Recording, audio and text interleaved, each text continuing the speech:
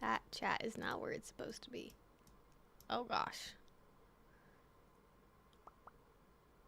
There we go. That's better.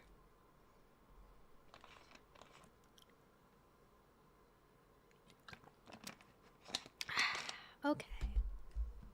Hopefully you all can hear me. Let me know if you can't. Hopefully everyone is doing well.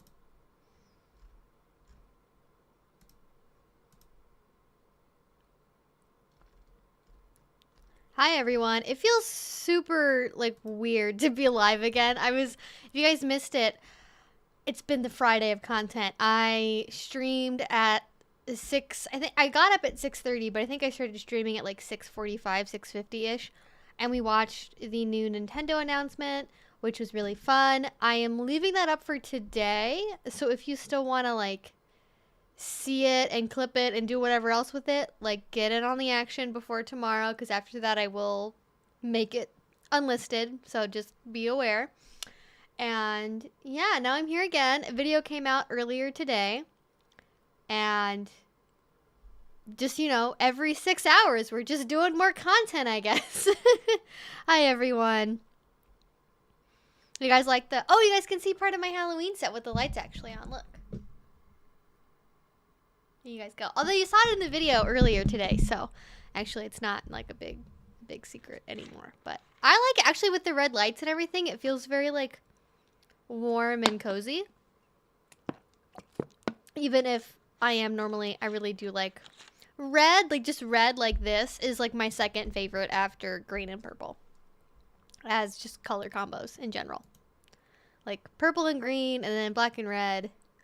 Well, black and purple number 1, then green and purple, then black and red, I think.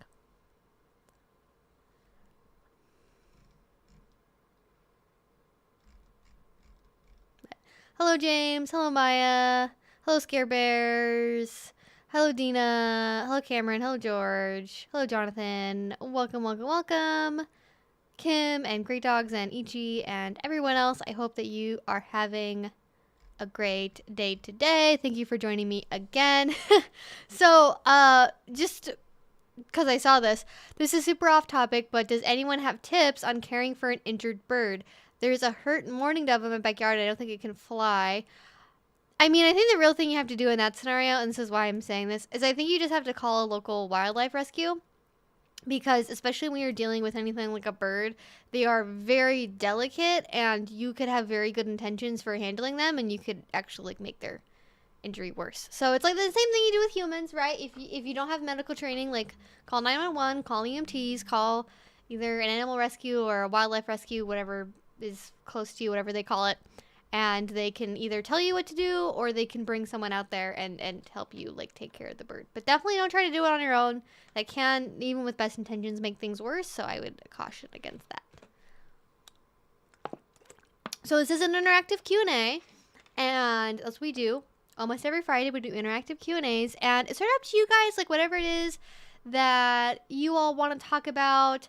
I know that the video that I posted earlier today was Halloween scene and activity ideas for primarily pets and littles. Of course, watching that video, like 85% of everything in there can be done with other types of role play, other types of DS, other types of BDSM in general. Just, you could make your own flavor and spin on it, but those are what those ideas were more catered to. But I thought, because it has been a while since I've talked about Petplay, Ageplay, CGL, littles, anything like that, I thought like we maybe could make sure to bring that up today and talk about stuff like that today if you guys want, or have had like some Petplay or littles or ABDL or DDLG or CGL, whatever related questions. Like, I think today would be a good day to do that. But obviously we can chat about whatever we want, because this is an interactive Q&A, so you guys kind of just pick the topics and we talk about them, and we have a nice fun time. And that's pretty much that. Now, just some core things to remember is this live stream is 18 plus only, and also please do read the rules. They were recently updated, so just make sure you check those out. If you do have very like basic questions, like how do I tell my boyfriend I'm into BDSM, where do I buy a flogger, that's going to be in the FAQ. If you ask a question that is covered in the FAQ, I most likely won't answer it. Otherwise, what I do is I answer questions in the order they come in the chat, which is just like the fairest way to do it. If you want to make sure that I read your message, you can use a super chat or use Streamlabs. That is the #1 way to make sure I will answer your question, regardless of like if it's in the FAQ or not. So that's what super chats are for. Obviously, certain things like I'm still not gonna answer if they're in a super chat. Like if you give me a super chat and like ask me like what's my address, like I'm not gonna put that in. I'm not gonna answer that. But you know, within reason, I will answer super chat messages #1, and otherwise I just go in order of when they get asked. And yeah, just some other general rules and guidelines. I don't generally give advice on like how to do edge play. So if you want to know how to drink blood, how to, it's always like blood related stuff, how to choke your partner, stuff like that. I personally don't think a live stream format on YouTube is the way to learn stuff like that. I think if you want to know that, that is for going to classes, that is for learning from people directly in a real life setting, so you can get lots of feedback, have a lot of dedicated time, like hours learning about that subject and practicing and getting all of that good information, as opposed to me trying to guess about what a stranger already knows or doesn't know over the internet in a chat. So otherwise, kind of just open, let me know what you guys think, what you thinking about, what you want to have answered, all of that good stuff. And yeah, I am going to turn off my wall heater first because I swear every time I need it and then I don't, and then I get too hot. So let's just do that first.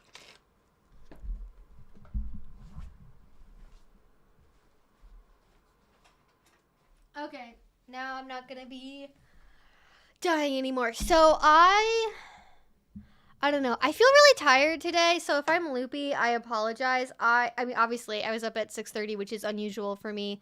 So I had like 5 hours of sleep, and then I woke up and did the live stream, and then I stayed up until about 11 because I was working on the video that came out today. I need to do some like, if you guys noticed the very end of the video, there was another song that got, oh, thank you so much, Cameron. I'm not sure if you asked a question, but if you did, let me know and I will read it. So yeah, I stayed up until about like 11 working on that video because there were some copyright things at the very end of it. I just have to mention this because it's going to bother me. At the very end of it, in the outro, you'll notice there's another song layered on top of the other song. And the reason for that is because of how YouTube copyright works. And if you get a section claimed, like on my video it was, you have to add in either a new piece of music on top of it or mute it or cut it out entirely. And so I was like, I'll just put another song on top of it. I didn't realize they were going to blend together. I guess that's just like YouTube is like, you clearly want both songs at the same time, right? And it's like, no, but there's no way to just mute the first song. So it was just like layered and it might be kind of loud, but YouTube Studio is such, they updated it a couple years ago and it's still garbage. It's still just like, how can a YouTube, like as a video app, be so bad at video editing, like as a basic in-website feature, and yet they are, and yet somehow they manage. So that was my day, and then I took a nap for like 2 hours, and then I got up, and then I'm almost done editing the video that's going to come out on Monday, and after that, I'm probably going to make some hot chocolate and play Animal Crossing, and go to sleep at like 10 p.m. probably. That's where I'm at currently. I hope you all are going to have a fun evening with me and my loopiness. That is what I hope. Yeah, Dina said that's what a wildlife rescue recommended when I found a bird that hit a window. Keep it in a dark box with breathing holes in top for an hour. Oh, interesting. Yeah, I mean, definitely check with the wildlife rescue directly. But if you want to make sure he doesn't get eaten, I guess, if you have like cats or foxes, that is a little bit of a different story, I guess. Not that I am a wildlife expert, so don't take, it doesn't necessarily count as medical advice, I think, but it could be. I think the chat donations are just going to stay at 420. I just think we got to that number and everyone was like, no more donations. We're keeping it at 420. That's it. Oh, goodness. Hi, Evie. Hope you and Bandit are doing well. Bandit is doing very good. She got brushed earlier today, and she loves that. When we went outside to go for a walk, though, today, we were going down the hallway, and there's like a storage area that's down one of the hallways, and someone was in the process of moving stuff out of the storage unit, and they had leaned up like this big red, I don't know if it was a couch or like it looked like it might be a dog bed. And it scared her so badly. She was so spooked by it, and I don't know why. She stopped in her tracks and she looked at it, and she like tried to get really low to the ground like this, and was trying to like move around it. And I was like, what is so scary about this big like red cushion? I don't know. So I had to like pick her up and like carry her down the rest of the hallway. And then we came back and it was gone and she was fine. But I was like, every once in a while, like it was well, not really. Remember when that thing was going around about cats and cucumbers, and how like cats get scared of cucumbers suddenly appearing because they perceive them as being snakes, basically. I don't know if it was like that or if she has some kind of memory, but she just didn't like it. It was not a good time for Bandit. It was so sad, but we recovered. Okay, we have a question from George. Thank you so much. Are you aware of Betty Page and her impact on our awareness of BDSM? Do you think her work was bad in terms of objectifying women? Thoughts? So, very funny you ask this, George. I actually have a 101 video that is now going to be coming out in November. That is a 101 on 1950s roleplay / 1950s households. And I do mention Betty Page in that, but I am very aware of Betty Page, obviously. And she definitely is very inspirational, although at the time it was more of the 70s. It was really the revival in the 70s that happened when Betty Page like really took off and kind of became what she is now, as opposed to like in the time when the photos are being taken so much, as far as I remember. And I mean, I just feel like I never want to put, I don't want to call it blame on her, because Betty Page is a very interesting story. Like, it wasn't like she was like a lifelong career model and actress that, you know, had 20 years of work that was super famous. Like, she honestly, the only thing I can think of is she like kind of reminds me of Mia Khalifa a little bit, where it's like she had a very brief career doing this thing that kind of became a cultural phenomenon, and then like stopped doing that work, and kind of, well, Mia Khalifa didn't disappear, but Betty Page just dropped off the radar. Like, that's sort of a mystery as to what exactly happened to her. There's some debate about what ended up happening to Betty Page in the end. But I definitely think she became a fetish icon in the way that like Tom of Finland is a fetish icon, or like Sweet Gwendolyn is a fetish icon, or the Bizarre magazine covers are fetish icons. Like, I definitely think she was very influential in terms of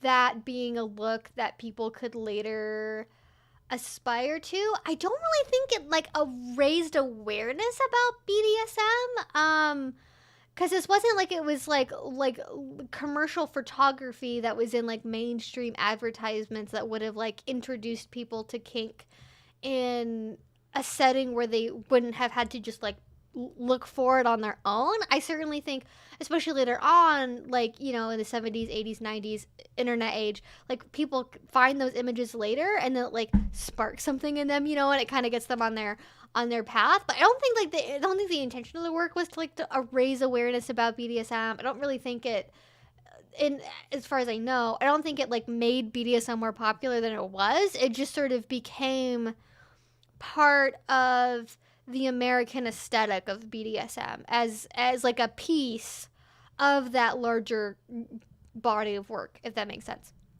I don't think, like, in terms of the question, like, do you think her work was bad in terms of objectifying women? It's a really interesting question, because I think that places more authorship on Betty Page as a model for like framing herself than I think is probably true in reality. Like, I think if we're going to pin anyone on being the creator of objectification of those photos, it's going to be the photographer that's taking the photos and directing Betty. And especially if you are a working model and that's your job and that's your income, like, yeah, you probably have some firm moral lines over certain things you're not going to do, but you know, you could be doing a photo shoot for raincoats one day and then chocolates the next, and maybe you don't even eat chocolate, and like, you know, it's I think I don't want to say anything's her fault because she's just like the model in the photos, and they're not like she's taking selfies, you know. It was like she was taking selfies, or she chose how they were distributed, or chose how they would be perceived by the audience. Like, it was her job to model, and she showed up and did that, and it was up to the photographer and the framing of the photos and the angles of the photos and everything else, and where they were marketed and how they were marketed, that would have led to anything else. But like, I don't really want to place blame on any individual person or photographer, anyone, to be like, you're bad because this is objectifying women. Because like, if that's true, then any naked photo of any woman that's ever been taken since the invention of photography that isn't taken by the woman themselves, like, could be contributing to the objectification of women. And that seems like a big thing to place on like an entire body of art. I just think that time period and that like pinup photography in general, like, was something that had the side effect of like objectifying women, because the photographs were literally taken for the pleasurable consumption of men. Like, that was their intention, that was their purpose, which I think is slightly different in my mind than like shampoo advertisements that sexualize women, where it's like, it's unnecessary for shampoo to be sexual, but people make it anyways. Whereas I think when it's supposed to be pornographic and it's supposed to be erotic, like, it's objectifying women, but that's also like what you get on the tin. Like, that's part of like why it's erotic for people to consume, is because they want to view things that are erotic in nature, I assume, as an asexual. Pretty sure people like looking at things that make them feel sexual feelings when they look at photos for that purpose. That's sort of the intention. But I think anytime you have discussions about art and objectification, I think it's more complicated than people give it credence to. I don't know if that's the phrase. They like, it's like, you just, if it's like a photo where a woman's wearing underwear, like, okay, that's objectification. And it's like, okay, well, like, what's the context of the photo? Who took it? Was this something that was self-done? Was it part of a small art project? Was it a commercial shoot? Was it, you know, did the model get paid for the work? Like, did they understand what the nature of the shoot was going to be before they got into it? Like, it's kind of complicated. And I think it's more of a social problem than it is like a specific,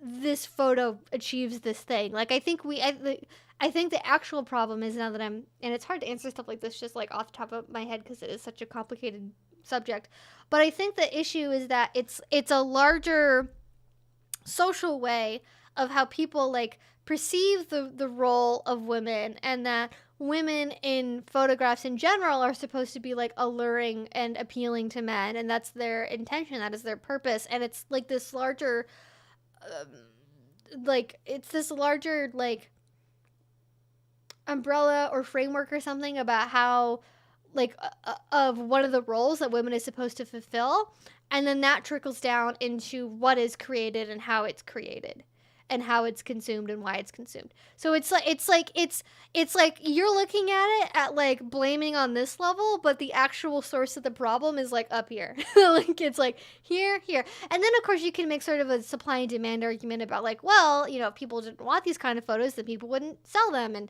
then they wouldn't take those photos, and then women wouldn't be objectified. And it's like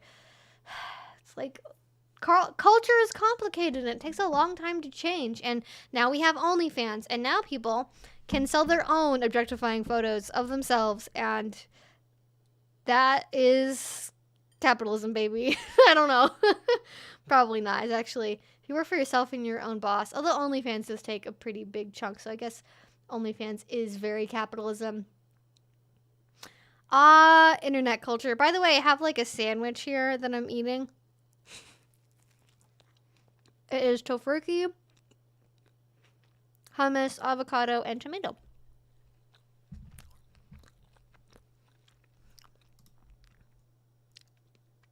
All right, now that we have started our chat, with an absolute bombshell of a question. With a controversial bombshell of a question.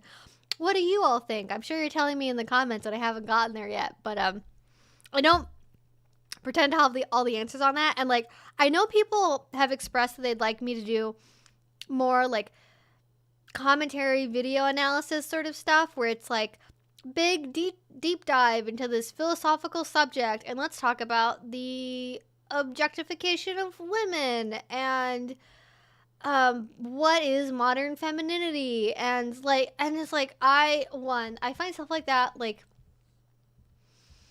it's very like 101 level internet feminism type stuff, which is just like, I don't want to touch any of that with a 10-foot pole. It's just like, I don't feel like anything, like, the internet doesn't treat discourse like that particularly well, because either you inevitably end up attracting the sort of people on the internet that hate anything that involves the word feminism associated with it at any point, and then you just end up attracting a bunch of trolls. You end up attracting a bunch of random bored neckbeards that just want to be like, oh, well, see, this SJW said that pictures of women in underwear is bad, but she's kinky, so she is really the one that's objectifying women. And I don't want to get anywhere near any of that kind of discussion. I don't want to have that in my life whatsoever, so I choose to stay away. And also, I just feel like that conversation is so old. It's like, what can I possibly add at this point that hasn't already been said by like 30 other people on YouTube that's like at a level that could be easily understood by a larger audience that doesn't necessarily have like an academic background in like gender studies. And even then, I think a lot of terminology ends up getting misconstrued and misused because people don't have the academic background to understand the sources of the words that they're using. So I just feel like there's nothing really to contribute positively with that sort of conversation, but I appreciate that people think I could handle it responsibly and would have something to say, but I really don't think that I do.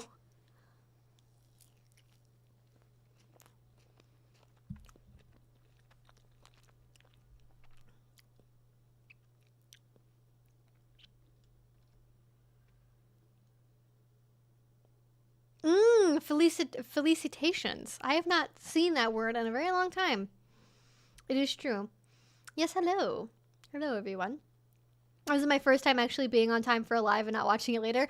Well, glad you could make it, Finn. Thank you for joining us. If you've had any burning questions that you have been waiting to ask and you haven't been able to because you haven't been here, feel free to do so. Why unlist a stream? Because a random 6 a.m. Animal Crossing stream is not related to any of the other content I make and would very much hurt my videos in the algorithm due to the lower view count and engagement. So that's why. That's the reason.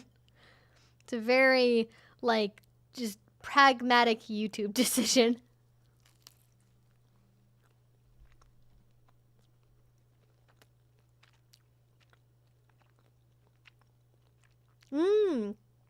I was wondering, what are the top 3 BDSM activities you personally find to be the most relaxing to do or have done to a partner or done to you by a partner? Okay, so let's see, relaxing specifically. I mean, I feel like there are many types of BDSM that can be relaxing if you go into that with that intention. Like, bondage can be really relaxing and very meditative and very centering and calming. And it can also be really physically intense and painful and masochistic and be on the total opposite side of that spectrum. So I think my answer, it might seem generic, but you have to remember that you can apply the intention of it being for relaxation and like think about it in that framework. So, I mean, bondage is obviously going to be on there. Like, I think rope bondage can be very relaxing. I think sensation play can be as well. Hot, cold, scratching, different textures, hot, candles, wax play, anything like that. I think that can be very relaxing as well. Wax play with like candles that drip though, I've never really found to be super relaxing with a partner. If I want that to be relaxing, I do it as self play. I don't know why. I just like with a partner, wax play just feels totally different to me for some reason. But as a solo play thing, it is very much relaxing. And then I actually find service missions have to be fairly relaxing. Like if I get given like a task to do, like, hey, I'm gonna be out of the house today. Like when I come back, I'd like you to have mopped the floors and done the dishes and done this laundry, and just being kind of given that space to dictate my schedule and be able to say like, okay, I'm gonna do this, this, and this, and just sort of be able to be in the zone of like working on those tasks and doing them well, I find relaxing. Of course, for other people that would be absolutely just grueling and boring and unbearable, but for me those are relaxing. I have been in the BDSM world for over 35 years and only just found ASMR on.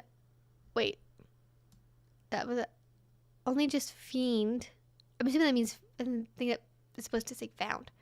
Found ASMR on another social network site and want to thank you for being the first ASMR channel. Well, I'm not an ASMR channel. But thank you if you use it as ASMR.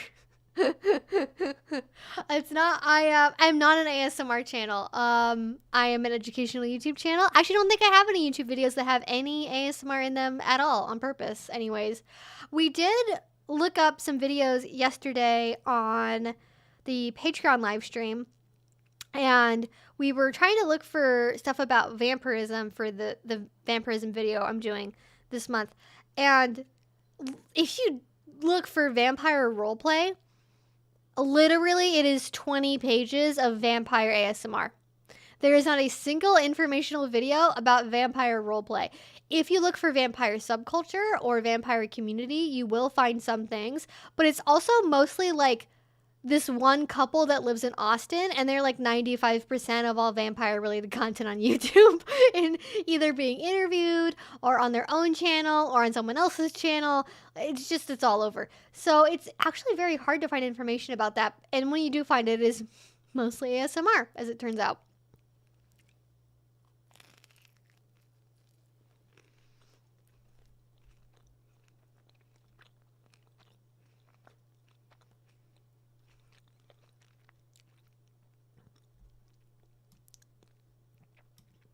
Okay, so Finn asks, I'm disabled and I'm wondering, could it be possible to train a human pet / puppy player, etc., to essentially be a service animal? I feel like it would be fun, but also useful for someone like me. Yes, totally. I'm trying to think if I've seen this. I know I've talked about this idea before, and I know I've like with other people in real life, and I know there are people that have like iron-on badges, for example, on their vests that will say like service animal or service pet or something. And there are people that do that, and it was actually something sort of I did in one of my first BDSM relationships, where I was first kind of getting into pet play, and my partner had type 1 diabetes. And so when I was around them, part of my like job was to remind him to take his insulin and like check his blood sugar and stuff like that. So I did that. We didn't necessarily frame it exactly as like this is like a super role play like headspace focused thing to do, but it was like the running joke was that I was his service dog, and that like I was his like type 1 diabetes like dog monitor thing. So I definitely like had part of that in one of my own relationships. But yeah, totally.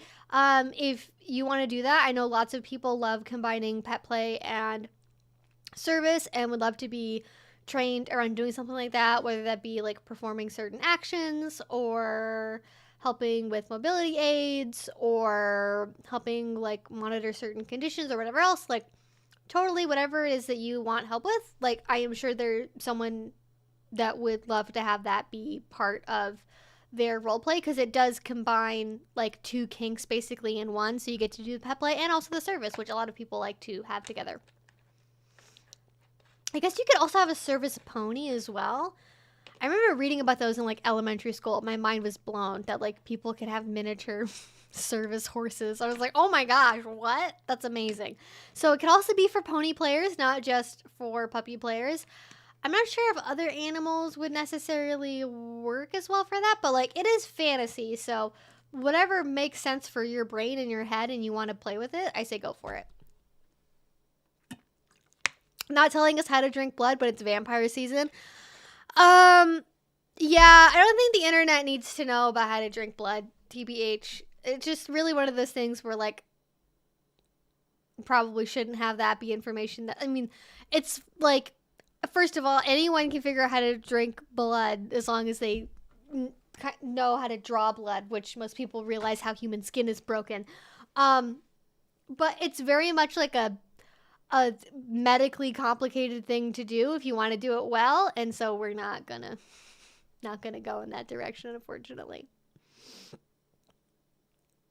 Hi Evie, I got a new mommy dom a couple months ago and I love your videos. Well, congratulations on finding your new mommy dom. That's super exciting, and I'm glad you like my videos.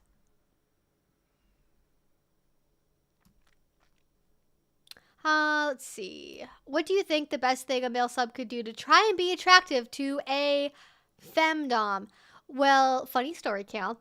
I actually have a video coming out very soon that is called How to Spot a Fake Pro Dom. So that may be relevant to your interests. I do have a video that I did recently, which you should also watch. It's not really about this question, but it is related, so you might find it interesting. And it's about masculinity and submission. So I recommend checking that out if you haven't watched it yet. And I think one of the things that I really noticed in doing my research for that came up again and again, is female dominants want, especially if you're a male submissive, like, well, you said male sub, so I'm going to assume that's you. So what they like is people that know what they want, will ask for what they want, but aren't assholes about it. Basically, they like, confidence is good. I think confidence is really good across the board, unless the person you're trying to attract is like one of those asshole male doms and thinks like all women are inherently submissive, and if you know what you want, you're not like a real sub or whatever, in which case they don't matter anyways, so fuck them. But I think most female doms do appreciate it when their male submissive partners like know their boundaries, know what their limits are, know what their wants are, because it's very common for a lot of female submissives to get just like message after message after message of like random guys from around the world DMing them on Twitter, on FetLife, everywhere, going, oh my gosh, please, mistress, you are the most amazing goddess I've ever seen. I have no limits and please do whatever you want to me. Like, don't do that. Don't cold call people in DMs to do BDSM stuff with you. Like, treat them like a person. That's actually, that's like the number one, is approach femdoms as people, not as like your need fulfillment machines. And I think that's something that a lot of male submissives do, but they don't even realize they're doing it. Like they don't realize that what they're doing is like treating a femdom as a fetish dispenser, and that like messaging a femdom like these long detailed fantasies and begging to be stepped on, like that's actually not appropriate. Like if you want to be impressive, like do like approach them respectfully. If they say to address them as a certain title, use that title. If you don't know what their title is, don't make one up. Either check their profile or refer to them as just their name on their profile. Like, don't throw around mistress and dominatrix, this or that, because a lot of femdoms do not like being called those words, especially mistress is a very hot button one for a lot of people.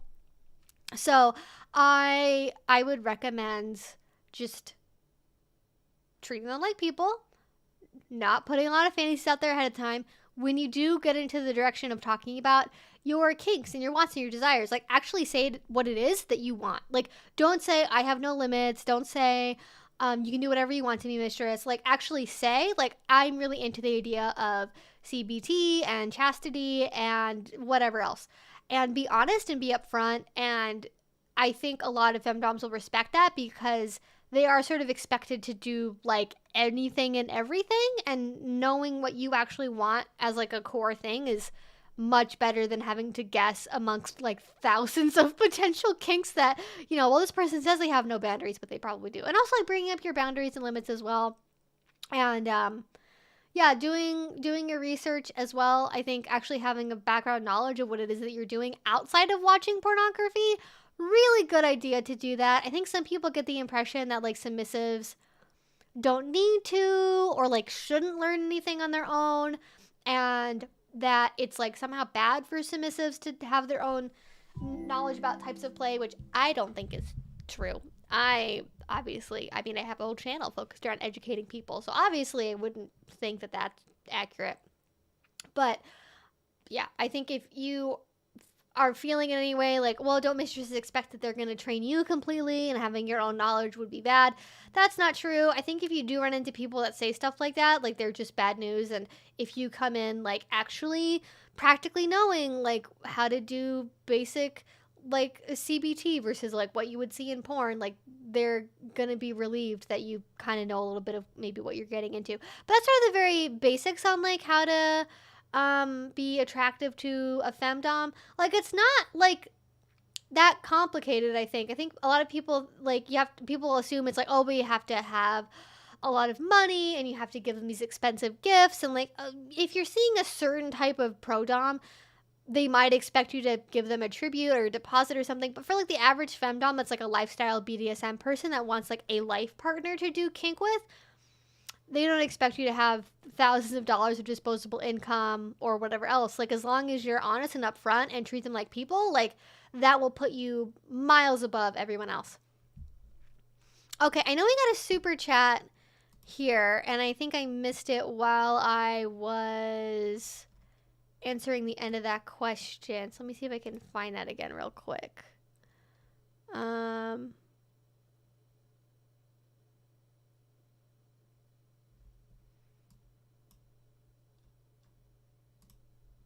Let me see here.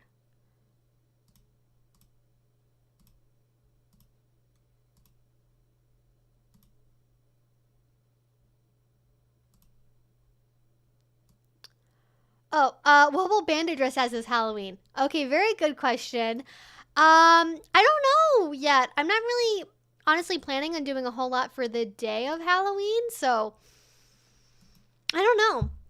I would really like to dress her up as a pumpkin though. But the problem I had last year when I wanted to dress her up for Halloween is I couldn't find anything that fit her. I went to multiple different pet stores. I went to Target, PetSmart, Petco. I went to like local dog places, and it like their costume sizes were either like Chihuahua or Labrador. And I was like, well, she's not really either of those, because especially as a Pomeranian, she has like, oh, even though she's smaller, she does have a wider chest. And so if it's anything that's going around the chest, like it has to have like fairly adjustable straps on it. And I just wasn't able to find anything. Like it was all like really like, they had a lot of Marvel costumes actually, if I remember correctly. They had like a bunch of comic book characters, and like I just want a pumpkin. Like I don't want anything complicated. I don't want her to dress up as like a character from Mean Girls. Like I just want a pumpkin costume. Why is it so hard? So if I can find something this year that's like simpler, I would like her to be either a cupcake or a pumpkin or a corn on the cob, or just something kind of simple but kind of funny. I don't think she's ever worn a Halloween costume before, so I don't really know how she would handle it. I don't want to do anything that's like too involved. I know a lot of Pomeranians look really cute when they have little hats on their heads. So maybe if I couldn't find anything else, I would get her like a little hat to wear, and like, you know, it would be around her chin. That could be pretty cute. But I don't have any solid plans yet. I haven't found anything that I like. And I mean, I guess I could order stuff online, but I'd much rather see it in person and see if it might actually fit before I order a bunch of costumes, you know?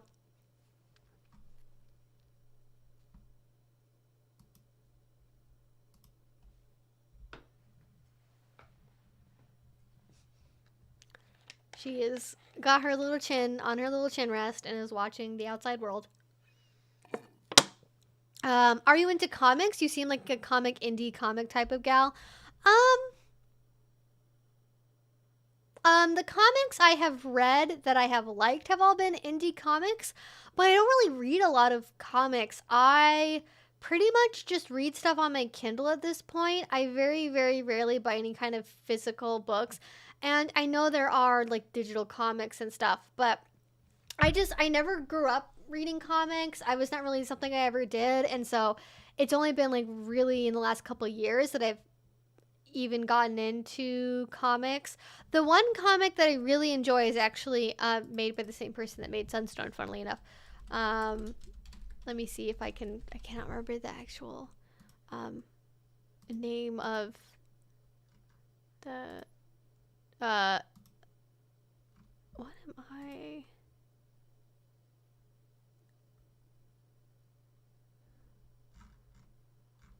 I'm trying to where is it?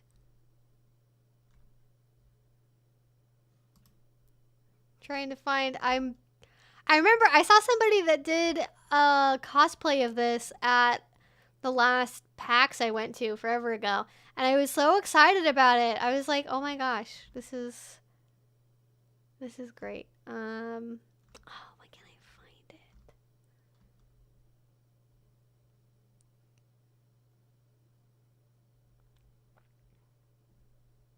Is it Death Vigil? Is that what it is? I was thinking Death Sigil, and I was like, that can't be it. Yeah, Death Vigil. It's very cute. If you guys haven't the art is really really good for it as well. I enjoy it. But yeah, I mean in general I'm not like super into comics. I don't like dislike comics. It's just not something I actively reach for if I want to read something. Like I tend to either go to one of the many manga I haven't read yet that I've been meaning to, or I read one of the books in the Kindle that I've been meaning to read. Like comics tend to get the short end of the stick on my reading list, unfortunately.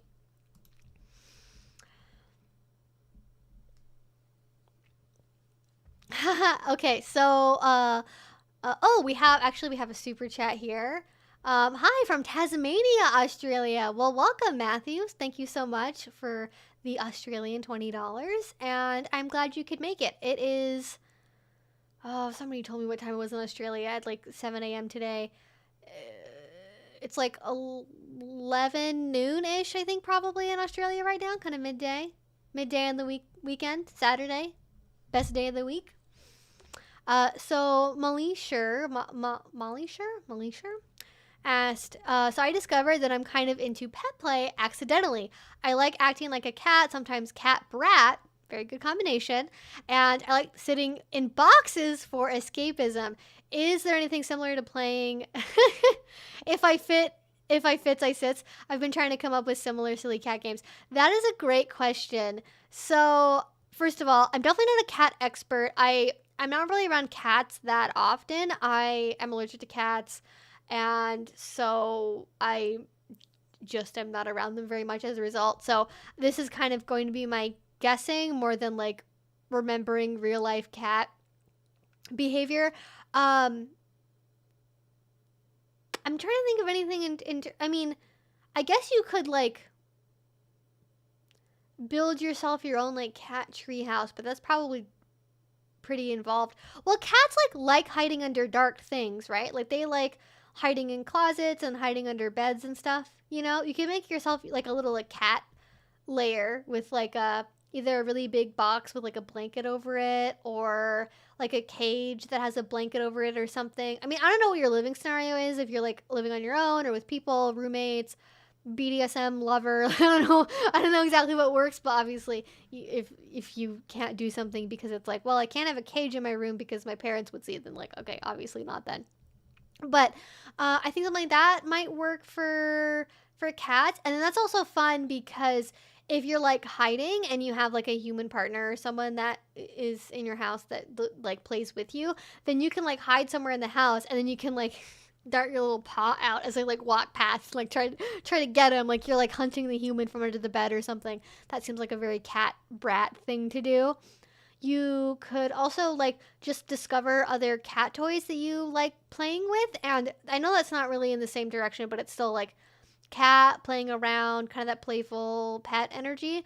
That could be laser pointers, that could be like those little like feather toys that are on a string, that could be catnip, that could be catnip spray. Like as long as you kind of are sort of thinking about it, like how would a cat react to this, you can actually do quite a lot. But yeah, I mean, cats also just like to sit and like watch stuff from windows, right? So if it's like escapism, like you just make a nice little like soft like cat nest spot for yourself by a window, and you just hang out and watch the window, you know? But if anyone else has a cat or is a kitten player or knows more about cat behavior than I do, I would love to hear any additional thoughts or suggestions.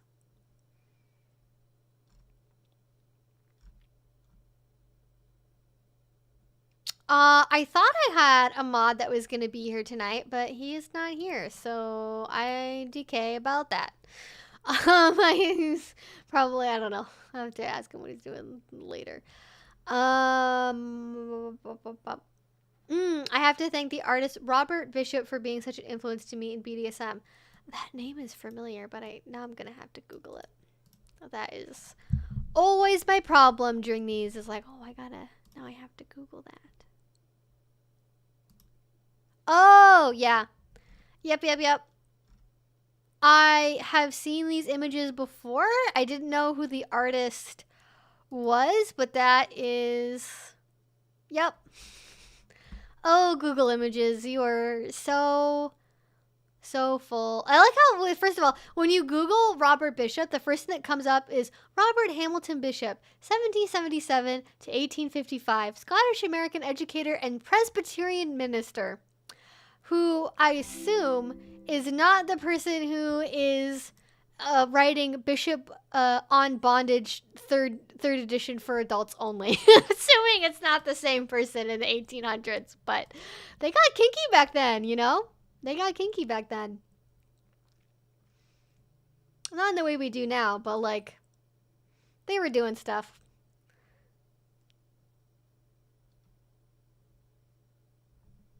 Hello from Nebraska. Well, hello, Nebraska. You should watch Teaserama. It's really good. What is Teaserama? That seems like it could be dangerous. Oh. Okay, it's on Prime Video. Has 5 out of... Oh, I see. Okay. A collection of numerous burlesque acts from the 50s, including strippers and cult character Betty Page, introducing the acts. Ah, I see. I should have realized. It's called New and Naughty Tempest Storm Teaserama featuring Betty Page. See the striptease in action. Just like so funny that's like the C, like, oh my gosh, it's on video. Who would have guessed? Technology. Do you know anyone in BDSM that has done tickle torture before? Yeah, I actually have a video that I did not that long ago. That's a 101 video on tickle torture. I don't have anyone in like my immediate inner circle of BDSM people that I know really well that is into tickling or does it very often. I have known people that have done it either as part of a larger scene to like tease their partner, like maybe they have their partner in a cage and like a feather tickler is part of like the stable of implements they have to use on that person to torture them while they're in the cage. Or I have seen stuff from far away at parties and events where someone has done a legitimate like full on pure tickle torture, nothing but that, and it's been really intense. Like, it's anytime I've seen it actually happen as a scene, it's been like the loudest, most screaming, crying, like begging torture scenario out of pretty much anything else going on, and it tends to attract a fairly large crowd. Maybe not people that like sit and stay and watch the whole time, but it really makes people curious because it's like, well, I don't see any impact play toys. I don't hear any impact play toys. What's going on there? So it definitely does make people curious, but I don't really know anyone that does like tickling torture or like has a tickle fetish as like their main thing personally to like be able to talk to them about it, if that's what you're wondering. Your explanation is very even-handed. I appreciate it. Well, thank you, George. I am glad I answered that question. I appreciate the complicated questions. I like being able to ramble, but I get nervous because I'm like, oh, I haven't thought about any of this before. And as you can tell if you watch my videos, I do oftentimes have to put in a number of caveats when I talk about certain things to really, really clarify, like, when I say this, I don't mean this. Or when I say this, I don't mean all people that think this or whatever. Like, I have to really be careful about the language I use, because if you leave any possibility open for any level of misinterpretation, there will be misinterpretation. So I try my best to sort of clarify as much as possible, but it's a little harder to do that when I haven't actually thought all of my thoughts out yet before. So I hope that what I said made sense. Do you think shoes can reflect a person's personality within BDSM, fetish, etc.? I think shoes are like any other part of personal expression, whether that be clothing, hair, makeup. I think shoes are one aspect of that. I think some people really care a lot about shoes, and shoes are like their thing that they do, and that's like they love wearing Louis Vuittons, they love having the big platform demonias and pleasers and such. Like, other people, like, the shoes are the last thing on their list of, like, they don't care. They're like, I have the same pair of leather Doc Martens that I've had for 20 years, and as long as they are in good kit, I don't really care about the shoes otherwise. And it's very, very simplistic. But I think it can. I think you just have to be careful to not judge anybody based on that. Like, I think it's easy to make assumptions about this kind of clothing means this thing. Like, it kind of gets back to wait, okay, isn't there oh my gosh, wait, there were more Animal Crossing features revealed. Okay, I am going to bookmark that for later. Give me a second. It looks like there's holiday Animal Crossing stuff that's been revealed. So, sorry. I have to be careful not to judge anyone, because what I was thinking of, there's a Jenna Marbles video, right? That's like what a woman's shoes mean, or like what a woman's hair means or something. And I feel like it's not the same thing. Like, it's kind of funny and easy to judge people based off of like, oh, well, like, you're wearing these like older Doc Martens and that means that, and you're wearing these Louis Vuittons and that means that. And it could be because their partner likes them. It could be because that's the only shoe of that color they own. It could be because it's the vibe they wanted that day, even if it's not always their personal style.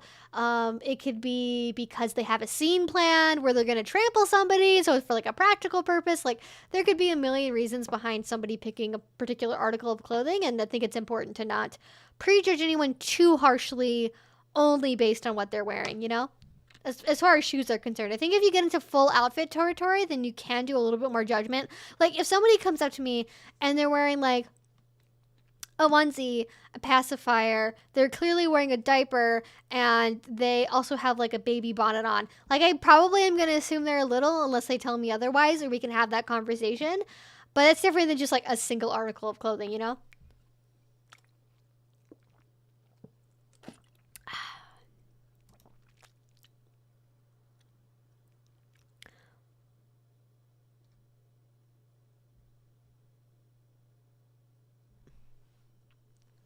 Why is there so much negativity surrounding Ageplay?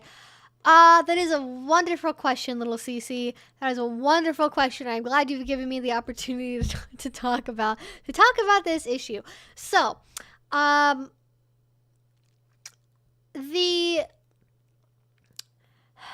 history of Ageplay in the BDSM community is really interesting, because depending on if you're in the pansexual BDSM community, as in like basically the pansexual heterosexual community are sort of synonymous, but like the general BDSM community versus like the gay and lesbian BDSM community, their relationships with Ageplay are very different. So, for example, in the lesbian BDSM community, things like Ageplay have been much more common for a much longer period of time, and it really doesn't faze people that much. Like having a mommy or a daddy, because you can be a mommy or a daddy and still be a lesbian and still be a woman and still do BDSM. Mind blown, right? So that sort of relationship style where like the dominant partner is the mommy or daddy, that's been around for a long time in like lesbian BDSM circles. And I have tons of interviews and stuff you can watch where I've talked about this and we've explored that history in more detail than what I can do here in this live stream from the top of my memory.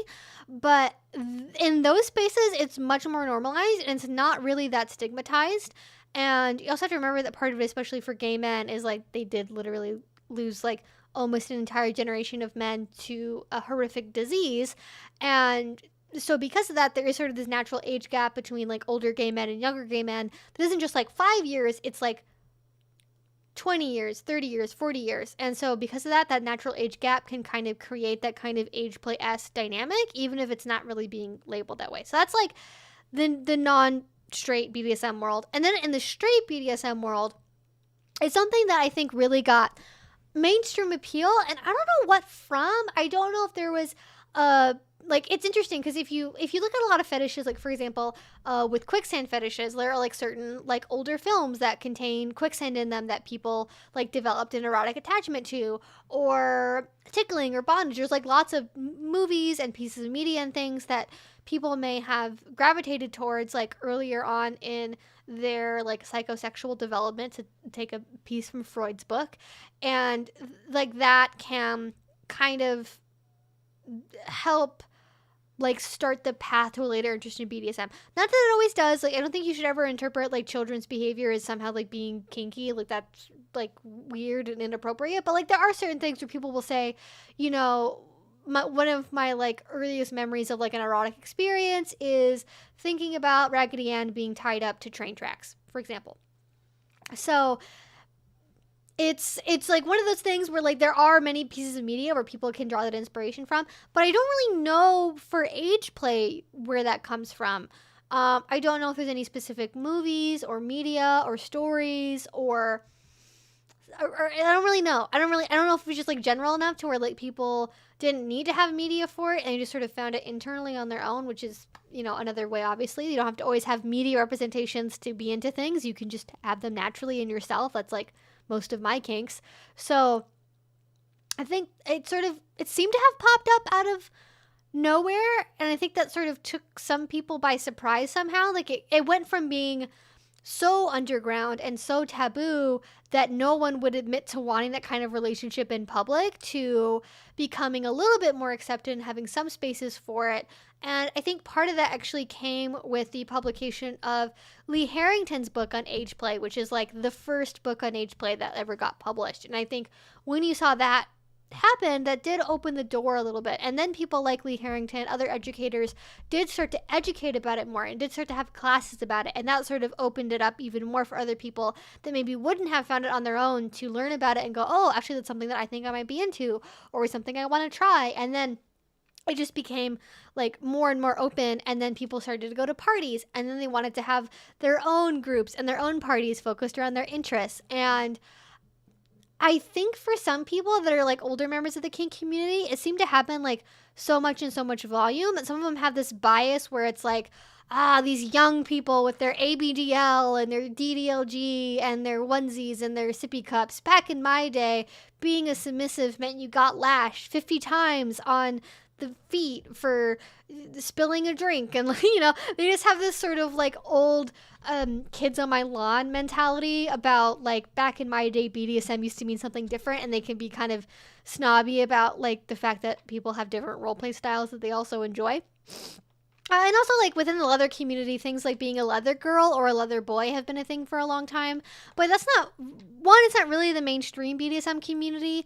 And two, that is still more rooted, I think, in, like, the non-straight groups that do BDSM, and less so, like, straight leather. But yeah, I think some of it is like just people being cranky because the kids invented something new. Which, by the way, to be clear, they're pretty much, I think, as long as there's been a BDSM community, there have been people of any gender orientation, any expression, any sexual orientation that have been doing Ageplay. It's just a matter of how public it is or what it's being labeled as. So I think it kind of seemed to come out of nowhere for people, and that sort of provoked a negative reaction. And I think for some people, because I'm going to use some words here that I don't know how to avoid, and I'm sorry, I'm going to try to get more in the middle of the frame actually while I'm I haven't not been looking at my monitor, so I don't know where I was at. Okay, that's better. So, a lot of people do have a, like, just to be frank, like, I think we all agree on this, a lot of people have a very strong, sudden, knee-jerk reaction to Ageplay where they go, oh my god, that's pedophilia. They don't think about it on any sort of more, oh god, I'm playing my own voice. They just don't think about it on a more complicated level. They just go, okay, well, that's like a guy that's dressed up like in a suit and she's wearing a onesie, and this therefore must be pedophilia. And it's funny because there are so many kinks that are so similar to so many other types of crimes that do not get labeled that way by the larger kink world. Like, nobody looks at like consensual non-consent and then goes like, oh my god, this is replicating rape, this needs to stop immediately, this is disgusting, people do that. There's definitely a minority of people that think that, but it's not like the majority community opinion at this point. And you just have people that just have that very knee-jerk reaction of like, this resembles what I think is child abuse, and so therefore it must be bad, even if it doesn't actually look like child abuse in any way, even if it's totally consensual, even if it's between two adults, even if neither people experience CSA. Like, it doesn't matter. They're just like, this looks like this thing that I don't like, and so therefore it's bad. Which is like, well, there are lots of things in BDSM that have like the pastiche of like colonial slavery. So like, should we get rid of those too? Because those also provoke a lot of bad memories for people. Like, if we're gonna have one of these conversations, we should have all the conversations, you know? So you just, people just like revile anything that looks like it could be, because you think about it, out of any group of criminals, out of any group of anything that is bad in society, it's like pedophiles and then like rapists, and usually just pedophiles. Like, even when it comes to rape stuff, like, people don't necessarily really care that much, but pedophiles are like universally the most reviled group of people. It's like popular to hate on them. There are entire YouTube channels who their main body of work they do is like reporting on stories of like adult predators that prey on children, and like reading Wikipedia articles about how horrible pedophiles are, and then it's just like people high-fiving each other about how bad pedophiles are, and just being like, hey, you guys know that pedophiles are bad? Yeah, we know pedophiles are bad. All right, good job. Like, good, great. You figured out that like abusing children's not good. Do you want an award? Like, and because that position that like pedophilia is so wrong, is so bad, anything that looks superficially like it in any way is similarly reviled and treated as awful. And people don't care that it has adults only doing it. People don't care that it only has consent. People I'm gonna say this, even though I think hopefully everyone here should know this. Pedophiles are attracted to actual children and children's bodies.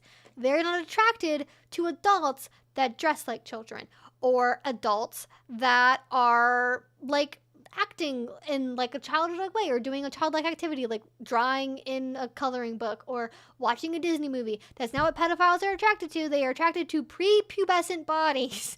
And so if it's an adult doing another thing with a different consenting adult, it's not pedophilia. In the same way that Petplay is not bestiality. Just because you have on a pair of fabric ears doesn't mean that what you're doing is bestiality. So now that we've gotten that conversation out of the way, I think it's just that very strong knee-jerk reaction that now that we are having more conversations about it, and it's been a topic of conversation for long enough, I think people are starting to understand, either through just having those conversations or seeing more people do it and being more acclimated to it. Because I think whenever you introduce a new thing into a scene space, like as in a community, there are going to be some people that have a very like negative reaction to that. And that could be like Ageplay, that could be CGL. It could also be like frontal whipping. It could also be MS relationships. It could also be Petplay. Like, lots of people have very strong initial negative reactions to things that aren't personal kinks for themselves because they can't understand it. But over time, because they're exposed to it and they can understand it better from like a third person perspective, they do eventually end up going like, oh, okay, I kind of get this now. It's not as disgusting to me. But it takes that exposure over time for people to realize that it's not like what they were afraid it was, or to talk to people that are into it, they realize, oh, this isn't really what I assumed it would be. But if people aren't open-minded like that, they're never going to be able to work through all of their biases. So it depends on how much like work they're willing to do with their own kind of knee-jerk reactions to something that they're perceiving and what they assume that it is, even if it's not really that way. I think the other thing that's sort of the last endpoint, which I think has contributed to sort of my perception of littles the most, if I'm being honest, is it's not always that people are looking at age players and thinking, well, this is simulating pedophilia, so therefore it's bad and gross and I don't like it. I think, how do I phrase this? I've talked about this in videos before, and it's not always just like people making assumptions and thinking it's connected to this bad thing that it's not. Sometimes people legitimately have bad experiences with people that are representing a certain kink because those people don't understand boundaries. Like a couple years ago, there was a really big argument in my local community where the group I was a part of and the place that I mostly go to events for, we were like an 18 to 35 group. And as a result of that, there were a lot of people that were into Ageplay, and in particular, there was one person that wanted to be able to go to events that were not Ageplay events, that were not DDLG events, that were not CGL events, that wanted to go like in their headspace and interact with people like while in their headspace. So for example, if I remember correctly, the thing that had happened was basically like they were at a party, they were in their headspace. I think they had some like little type of clothing on, and they approached people that were in a conversation, and they wanted to play with one of the people that were there. And so they asked them with like their like little voice about, do you want to play with me? And like the person said no because it made them uncomfortable. And the person that was little in that scenario felt so rejected over that they literally had like an actual like like they actually had a meltdown over it. Like they couldn't handle being rejected by the person that said no to them in that headspace.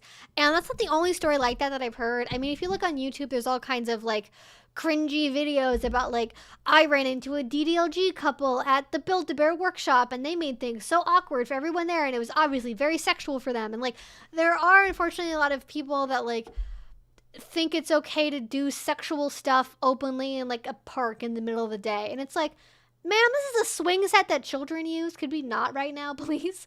So there are like instances of like, you can't have personal negative experiences with people that are into CGL or ABDL, and like that can cause you to think, oh, well, everyone that does that is like that. And it's not the case, obviously. I don't think all people that do Ageplay or DDLG are like that. I really like Age players. I really think that they are very sweet, nice people.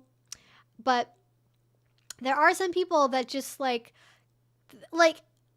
they said it was kink shaming. Like they were like, oh, well, like you rejecting me when I'm in little space and not wanting to talk to me is you kink shaming me.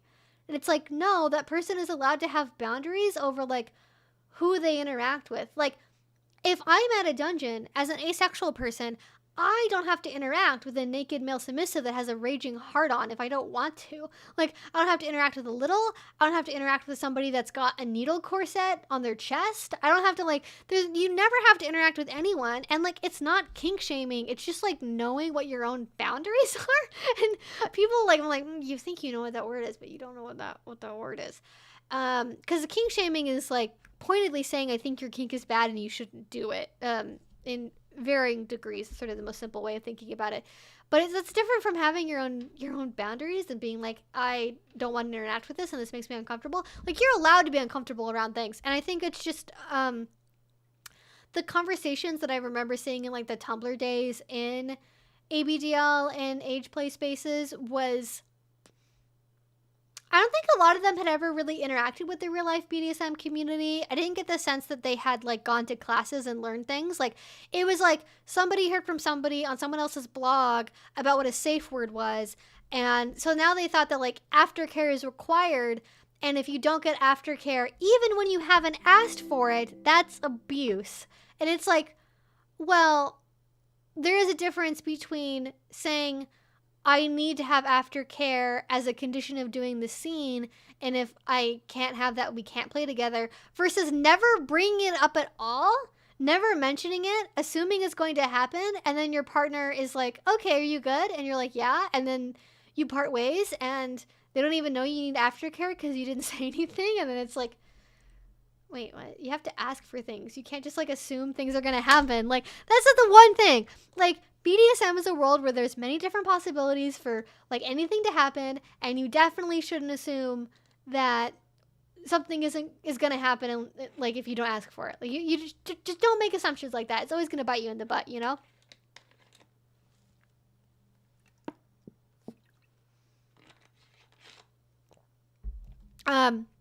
But yeah, I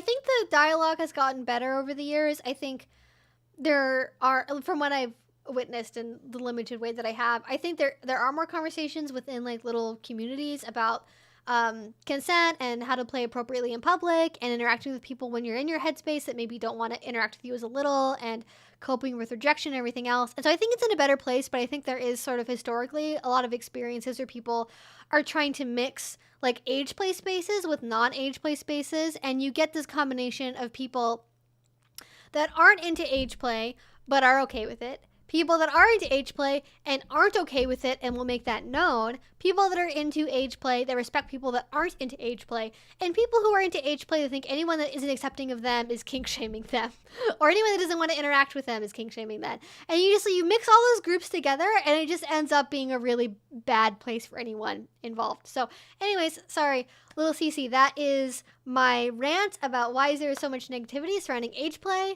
It's a lot of different factors, and I hope that answered your question, and that's all that I have to say about that, I think, hopefully, for now. What is age play? Do people of different age? No, so two people of different ages, that's like an age gap. Age play is when you role play as an age other than what you actually are biologically. So somebody is age playing if they are 25 but pretending to act 5, you know?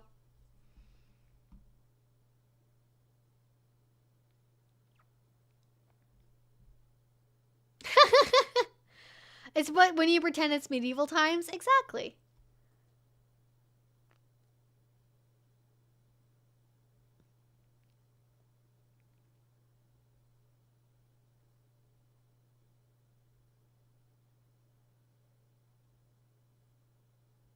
The sandwich munching is very much ASMR.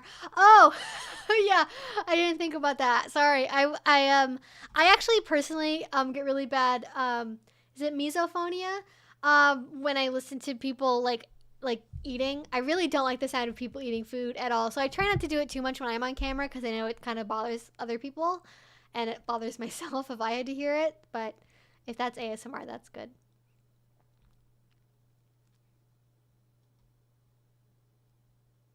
Is Animal Crossing unrelated to your other content? I thought it was a game about Petplay.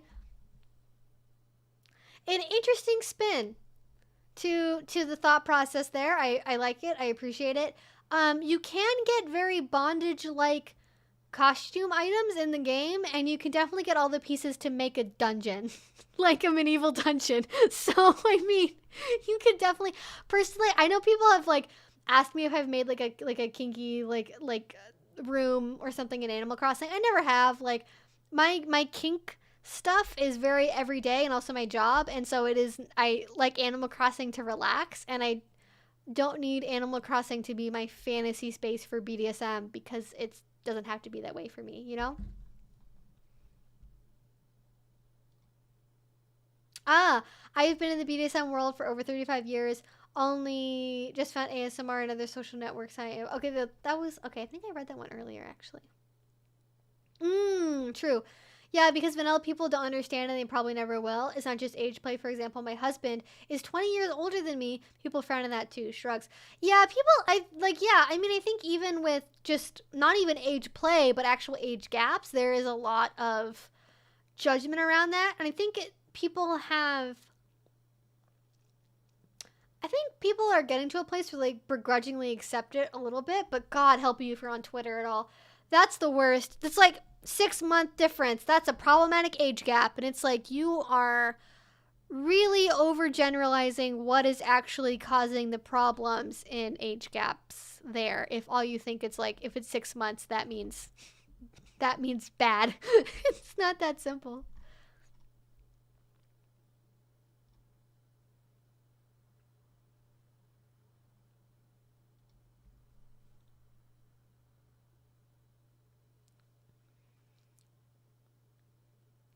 Hi Evie, I noticed the other day you take personal calls. I was wondering what your personal goal for calls. Would you be able to help an upcoming pro dom even though you're not one yourself? I think I'm not going to be able to tell you how to set up like a business account for being a pro dom or something. But if you want general advice about like the kink aspect of pro doming and clients and stuff, I would be more than happy to give you my advice on that because I do know lots of pro doms and I try to take what they say seriously, and hopefully I can kind of condense that knowledge and information and help you out with that. But yeah, totally. I am more than happy to talk to pro doms and lifestylers.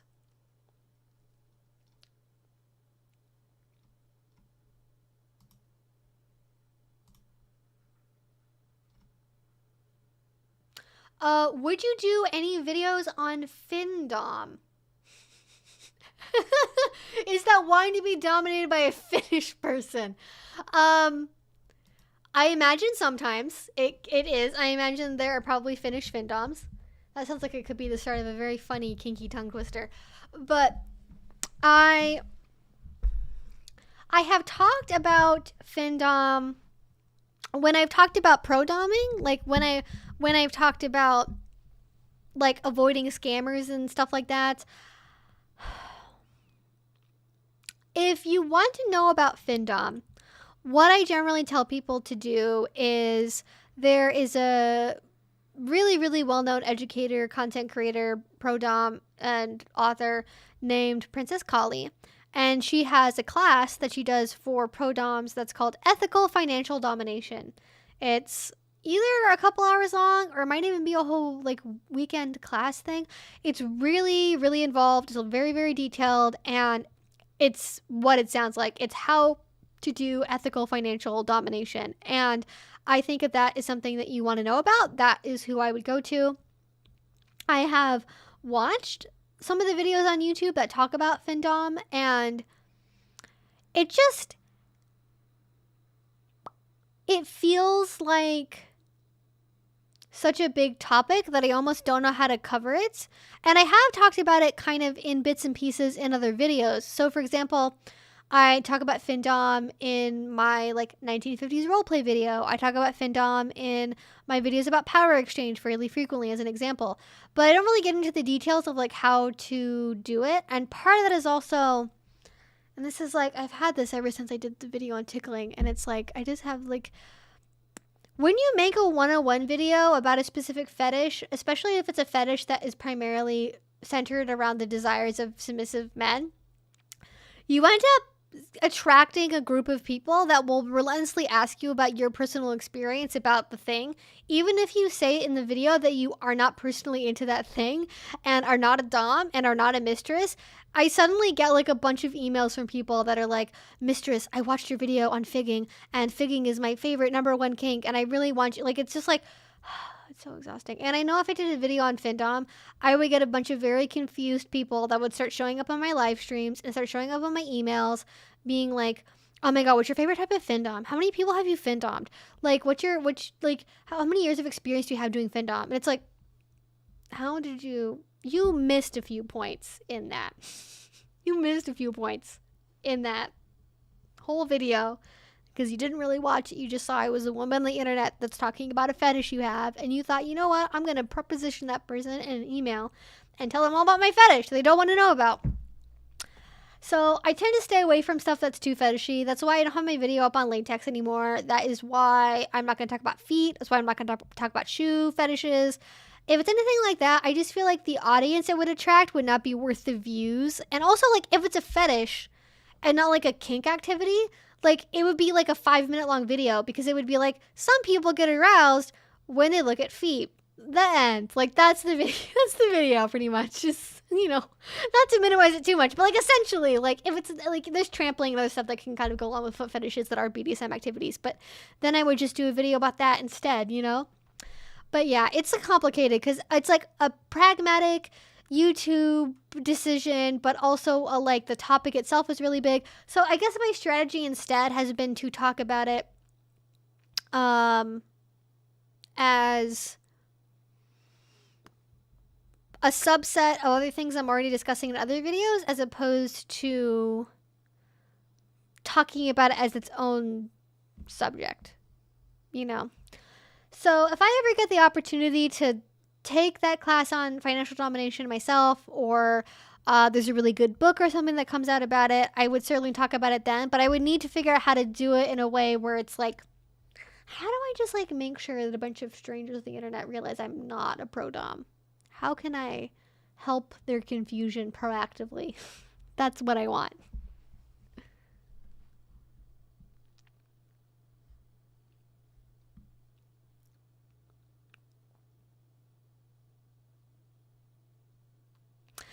Can't wait for your vampirism video now. After the Anne Rice conversation a few live streams ago, I'm in the middle of reading the Vampire Chronicles now. LOL. Yeah, I am definitely still reading the Sleepy Beauty, the Sleeping Beauty trilogy. I think am 56% of the way through, and had to stop for a little bit. I don't know how to describe this. I'm just gonna say something happens involving a cat that is not dissimilar to a certain God, I just can't talk. Let me just rephrase that entire sentence. I don't know how to talk about this, but there is something that happens involving a cat that is not dissimilar from a certain Shane Dawson story. And I had to stop reading for a little bit after I got through that chapter. It reminded me of the part of American Psycho that involves a rat in a woman's body. And I was like, it's not okay. Neither the Shane Dawson comparison and the American Psycho comparison were both not okay. And I was like, we are literally halfway through the second book. How could this possibly escalate farther? Like, what could possibly happen now? We've gotten the edge is too far. Like, you gotta be careful when you start getting into edgy kinks, because if you just want to keep elevating the edge, you're just going to keep elevating the edge. And then where do you go after that? There's no... You can't go that far, eventually.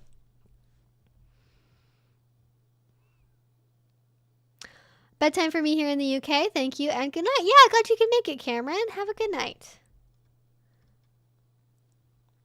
By the way, if you guys want me to answer your questions in Super Chats, you have to type out the question in the Super Chat for me to be able to guarantee I can see it on time. FYI. If you just send in a donation and there's no text associated with it, I might miss it if I have to like scroll through all of the other chat to try and get to it.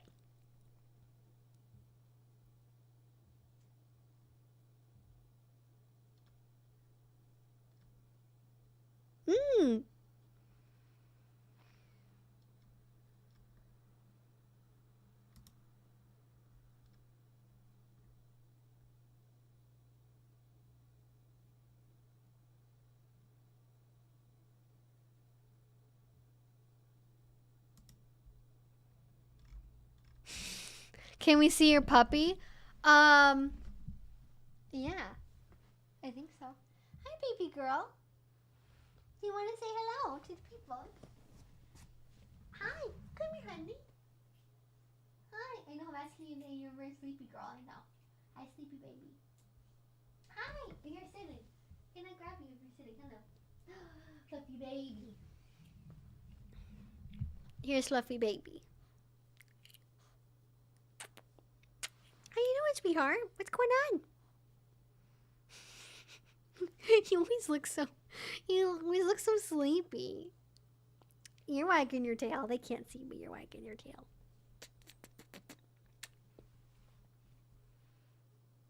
My sweet girl. How we doing, my sweet girl? Oh, we're gonna lay down. We're on the lap. She's laying down. She will make another appearance at the actual end, maybe, or before I set her back down, but she is in a laying down kind of a mood, so that's what she's doing.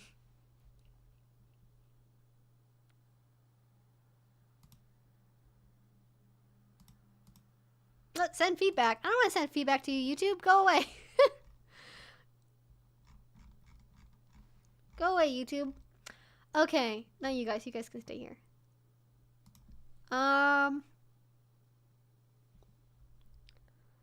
Where was I in chat? I just saw somebody ask about dog, and then I got lost.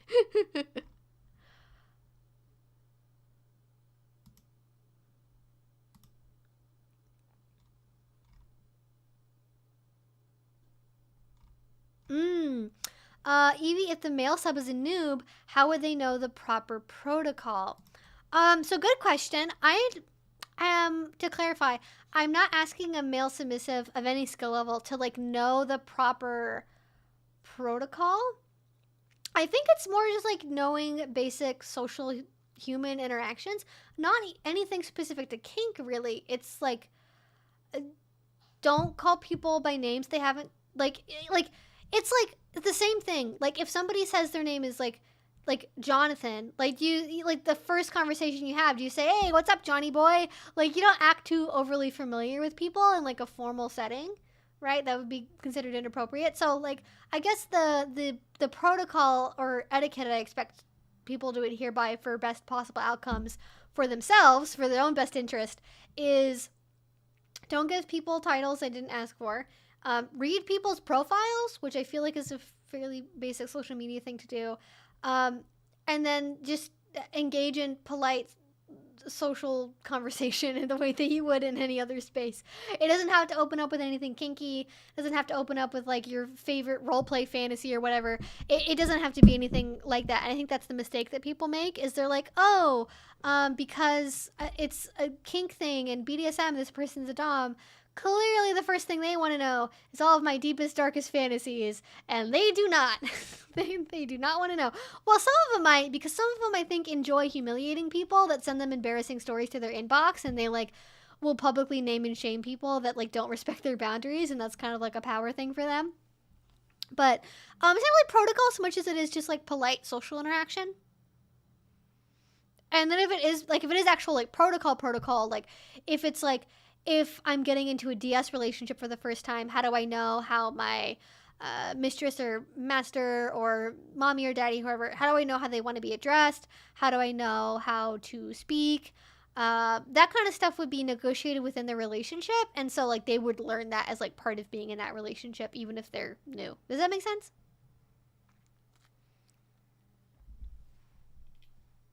Hi, sweetie. Are you resting on my hand? What are you doing? Sweetie girl. You guys can't see it, but her little paw is like resting on my hand that's typing or is on my mouse. Yeah? What's going on, sweet girl? Hi. Yeah? What are you doing?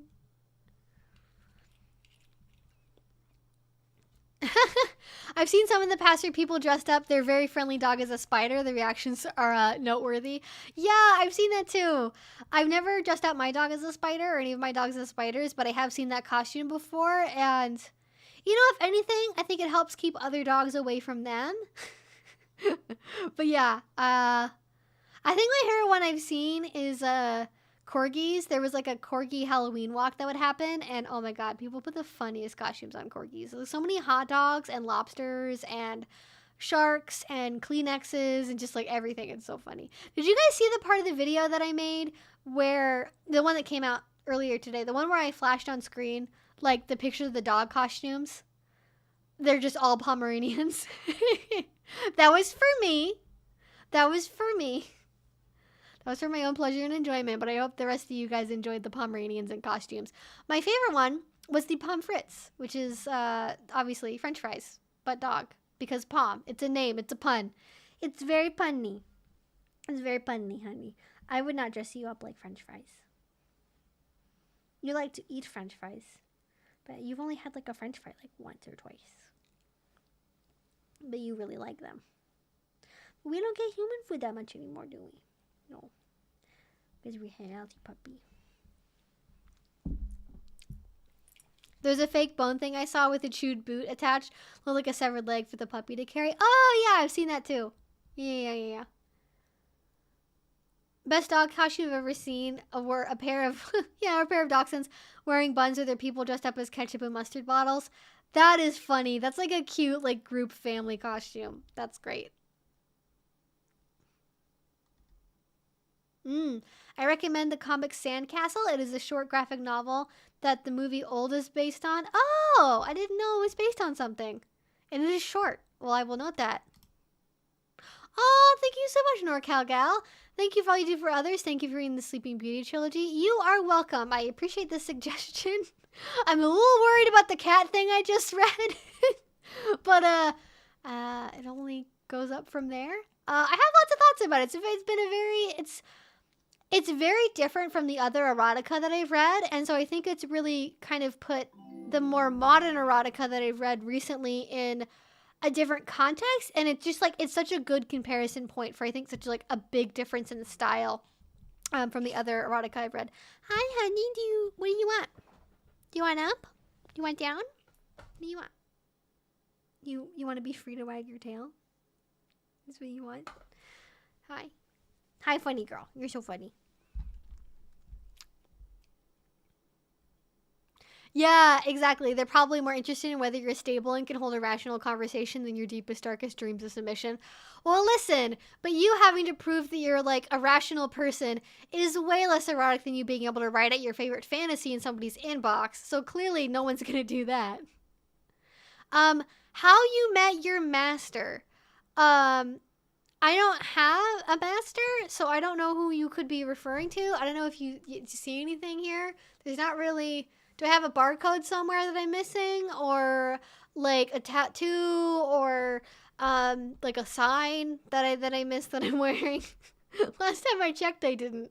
I have not been adopted as part of the master program, unfortunately. It's not been on my life path.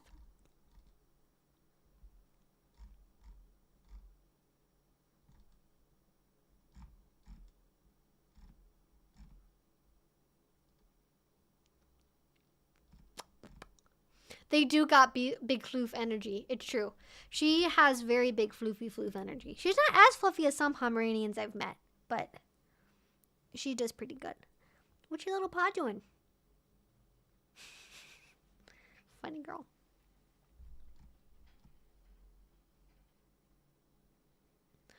Okay, we have about like 20 minutes left, FYI.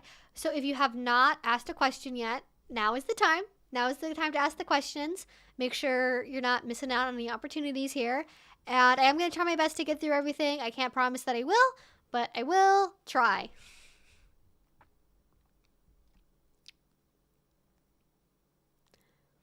Are you big on Halloween as a holiday? It isn't a big thing in Australia, but I love the style. Halloween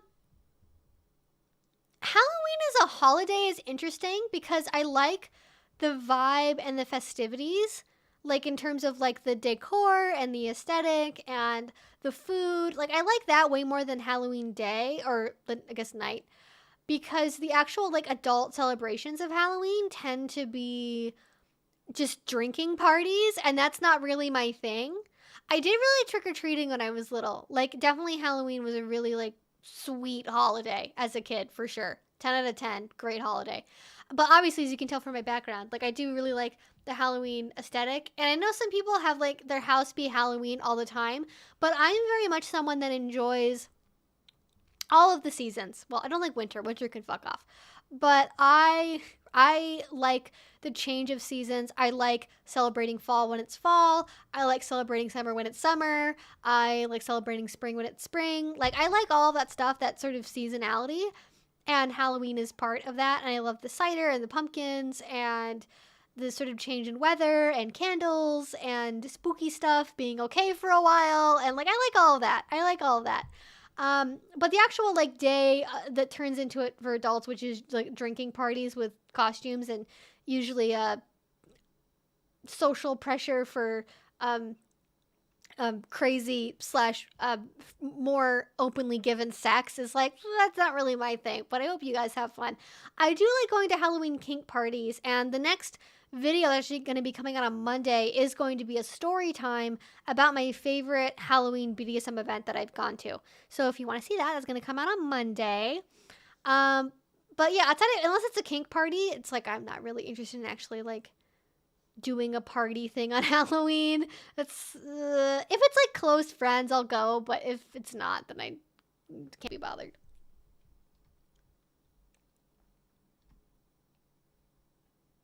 Oh, yarn balls. True. For the cat suggestion.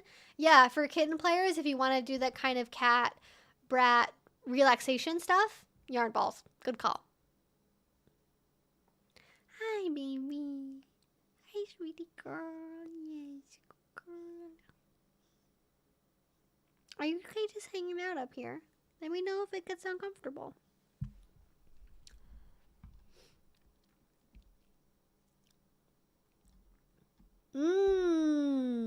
Great question, Sky. How do you handle going into subspace, pet space, little space around someone who hasn't consented? This is a really interesting question. So, I think, number one, it depends on how you define what subspace or little space or pet space is.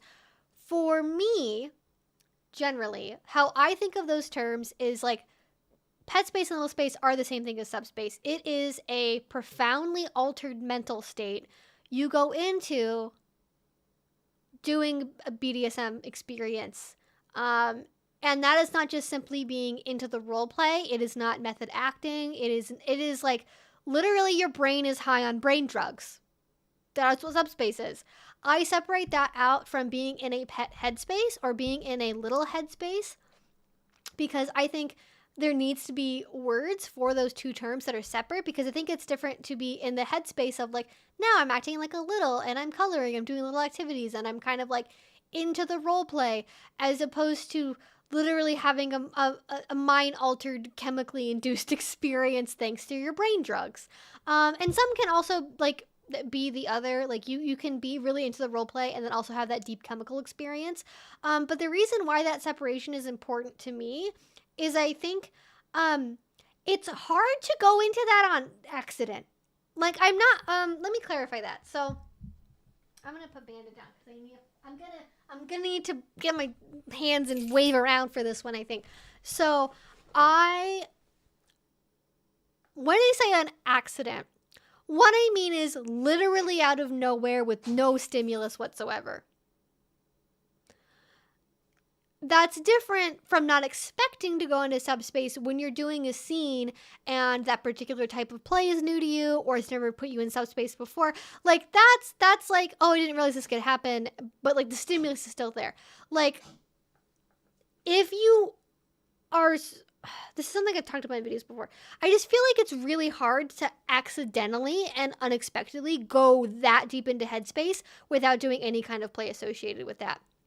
And if you're around people that are not consenting to participate in that with you, be that subspace, little space, rope space, whatever else, probably shouldn't be doing it around people that aren't consenting. But it depends. Like, do you mean at a party space where it's like a bunch of people and you haven't individually consented with all of them? Or do you mean like in public? Because like, I guess those are also different. I don't know. There's just like so many potential things. So I think if it's like on that deep of a level, like you shouldn't be going into that on accident where like you're like, oh no, now what do I do? I'm around somebody who hasn't consented. Like you should be aware of what scenarios you're getting into where that's like a possibility. If it's just I'm in the role play headspace and I feel a little right now and I feel like a pet right now and that's like just the role play is going really well, then you like should be in control enough of your, if you're going to be doing stuff in public, you should be practiced enough with handling your headspace to where you don't force your kink on other people. And this is something I've talked about in other videos before. Like I think part of being an ethical BDSM player is knowing how to control your headspace enough to not force your kinks on other people. And this isn't just with like littles or pets. It's also like if you're a service submissive and you're really in that like deep like service role frame of mind, like you don't go up to random people and start like shining their shoes without permission, you know, or start like kissing people's boots. That doesn't happen. I mean, maybe at some events it does if that's like part of the culture, but not anything I've ever come across. And I think that can be just as deep and just as evolved and just as intense and just as mind altering as being in pet space or little space. But you don't see people that do that acting in that same way, like non-consensually putting their kinks on others. And I think part of it is because some people have this idea of like, well, it's harmless, right? Like, I'm just acting like a dog. I'm just like a little kid. Like, who cares, right? Like, I'm harmless. But for some people, that interaction can be very triggering. Like, maybe they were attacked by a dog as a child, or maybe they experienced CSA, or maybe they have kids and it's really awkward for them to interact with adults in a kink space where they're trying to act like adults and forget they have children at home that are being babysat, right? There's a million reasons why somebody wouldn't want to interact with somebody in one of those headspaces, even if they aren't just like kink shaming you, right? But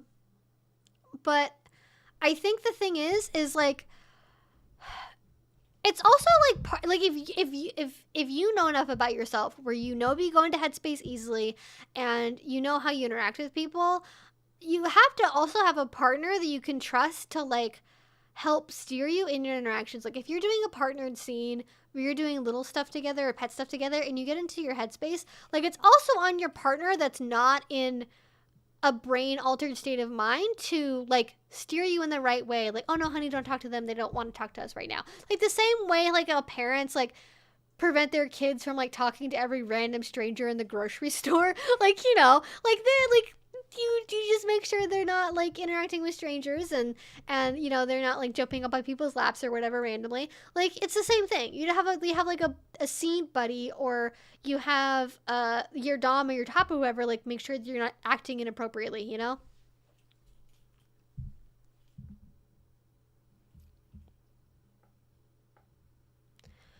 Yeah, we totally shouldn't be forcing our kinks on anyone without their consent, regardless of what it is, period. Yeah, I mean, it's like, if you really go into super deep subspace, like, you don't go around and, like, start, like, begging random people, like, oh, please, master, please flog me, please cane me. But for some reason, it's like, people sort of expect this to happen from littles and pets, which is interesting. I don't know why that is. But it's complicated, because I know sometimes you get into that headspace and you really want to interact with certain people, or pet the dog, or, you know, have someone braid your hair or talk to you in a nice way. Like, I understand the motivations about why people want to have those interactions, but I think, one, don't put yourself in that scenario where that could happen if you feel like you can't control your headspace or don't understand how your headspace affects you enough to be able to control it. Two, don't do stuff like that alone and unattended where you don't have somebody supervising you. Three, if you do have somebody that's supervising you, make sure they understand that part of their role is making sure that you aren't putting your kinks onto other people that don't want to be part of that. Four, go to events where being a little or a pet is part of the norm at the party, so that way you don't have to worry about stuff like that. Like, there are lots of events, online, offline, real life, chat groups, whatever else, where you can be your full little and pet space, and that's the whole purpose, and everyone is there to interact in that headspace. And so there's not really, outside of like propositioning someone or something, you're getting really, really detailed, like casual interactions in headspace are like part of what people expect to happen. So yeah, you want to make sure you're not forcing your kink on anyone. And I recognize that kind of how that happens can be complicated, but I think number one is like, part of being an ethical player is knowing how to control yourself, and if you can't do that, you shouldn't be playing in public.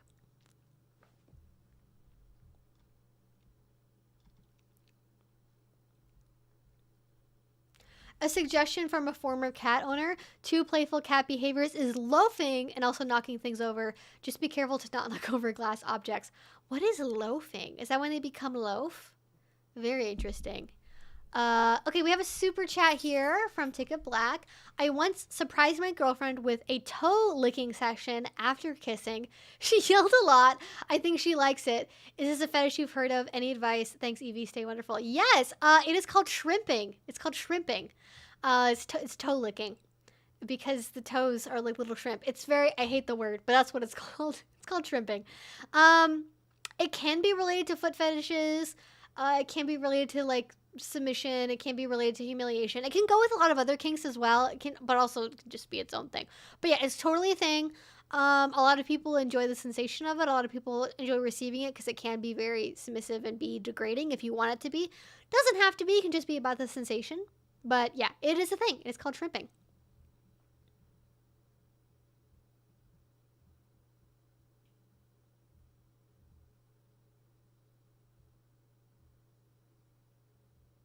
A subspace handler in public, great idea, very responsible. Well, it's like, I really don't think that's that uncommon of an idea. Like, don't we do the same thing with like regular subspace, like if you're doing an impact play scene and you go into really deep subspace, like your top and your dom like take care of you during the scene and make sure you don't do anything that's like against your own stated boundaries and limits just because you're in subspace, and make sure you stay safe and okay. And I think that makes sense with any kind of play, not just with subspace, you know?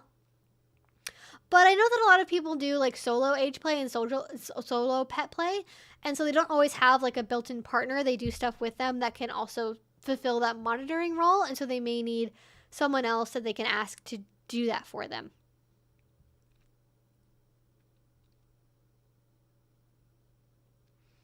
Loafing is where cats put their legs under them, kind of like a plank, if that makes sense, and they resemble a loaf of bread. It's a form of relaxation for kitties. That sounds very sweet. I love that idea. Yeah, it's when cats make bread. Exactly. It's when cats become bakers.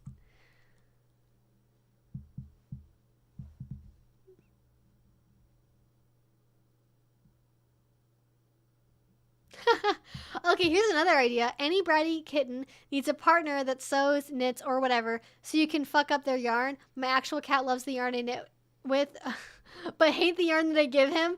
Exactly. It's always like, I don't like that yarn. You're not using it. It's gross. Give it. Take it back. I don't like it. Yeah. Unless it's moving, it's not interesting, right? That's part of the logic, I imagine, is movement is interesting. Okay, we got 5 minutes left. What else are we going to get to in this amazing 5 minutes of conversation? So many possibilities. This has been a really good stream. Thank you so much, Sum Sum. I feel like we have had all kinds of very informative conversations today. My cat likes to do this tag your it thing. When she wants to play, she hides badly and then jumps in front to bat an ankle and then dashes off. Yeah, exactly. Great idea. There seems to be more to kink than just sex. Philosophical, psychological. What's beyond just the turn-on aspect? Well, Rebel, I unfortunately cannot answer the full extent of your question in 4 minutes, but I do have a video called Is BDSM Only Sexual, or Is BDSM Just Sexual, or something. Look for it on my channel, and it will answer all of your questions in scientific detail. But yes, it is more than just sex. It is a cultural thing. It is a psychological thing. It is an emotional thing. It is a romantic thing. It can be so many things to so many different people. Sex can be part of it. It can be an arousal thing, but it doesn't have to be. And some people can have kinks that are sexual for them and also do other types of BDSM that aren't. So it really is a wide spectrum of experiences.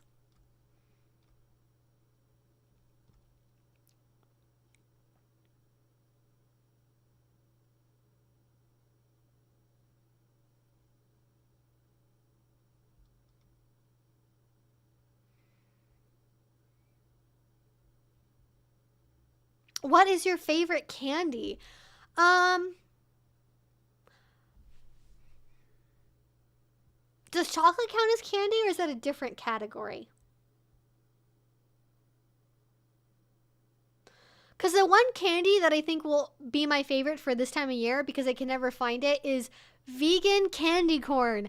Every year I bring this up. I cannot find vegan candy corn. Even the usual brands that you think would make a vegan candy corn product, like Yum or Annie's or whatever, it always has either gelatin in it or what's the other thing? Or carmine. It either has gelatin or carmine in it, and neither one of those are vegan.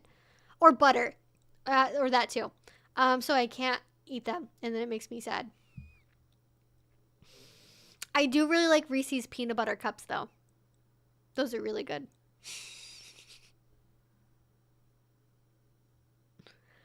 Trying to think of what else that I like that's like a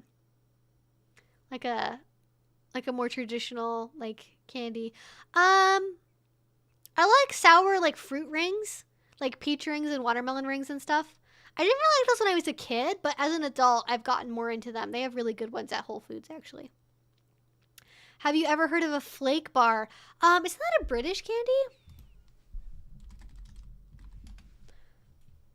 It is.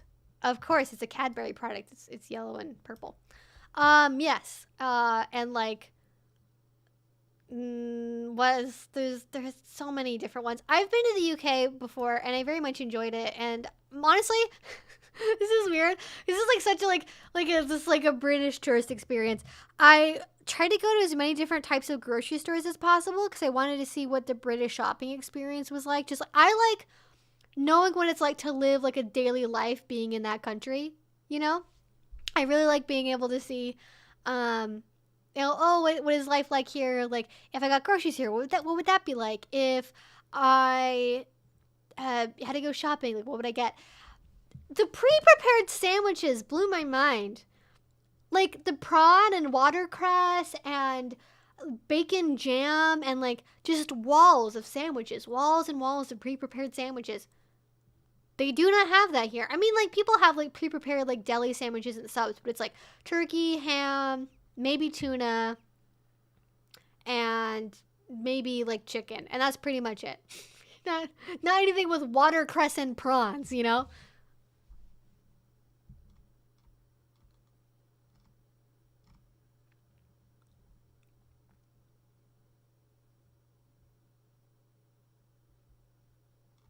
Yeah, bots are fun. They're fun.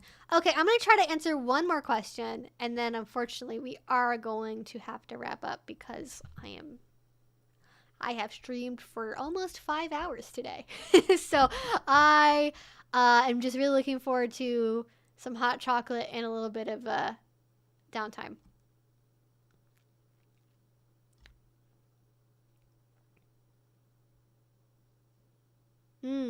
I think I read your super chats, Cameron. At least the ones that I saw, which were the same. If I missed them, I apologize. But I'm pretty sure I read them. Sorry about that if I missed anything.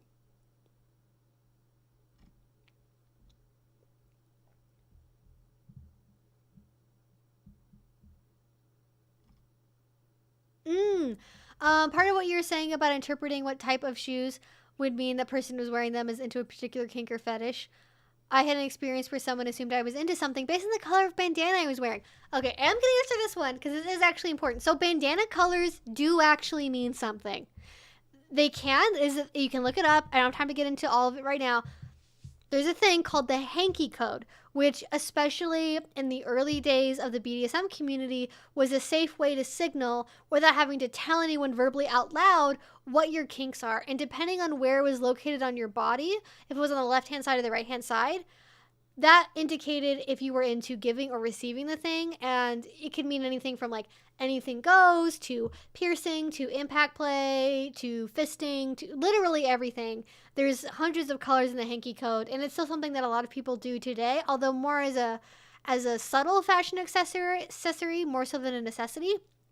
But if you are wearing a colored bandana, that does actually mean something to some people, and so you should be slightly careful about bandana placement and color in a kink space because it is actually a form of communication, especially if you're in like the gay BDSM community or the leather community. People do still use that, but even then, assumptions only go so far. Like, you still need to have a conversation around that, you know? Even if you do see somebody, like, flagging using a hanky. Like, that doesn't mean, all right, the play starts now. Like, you still have to have a conversation first before you get any farther than sort of, like, it's more about, like, oh, hey, I saw this person is, like, flagging for piercing, and that seems interesting. So then you start a conversation with them about, like, hey, I saw you might be interested in a piercing, and then you, like, start a conversation based on that, you know? You just begin with a question, not even with an assumption. Yeah, very much. All right. Well, thank you so much, everyone, for all your wonderful questions and for spending this evening with me. I hope that you all enjoyed this. Again, there's going to be a video on Monday continuing our Halloween series. I hope you all have a wonderful Friday and start to your weekend. I will see you all again very soon. Bye.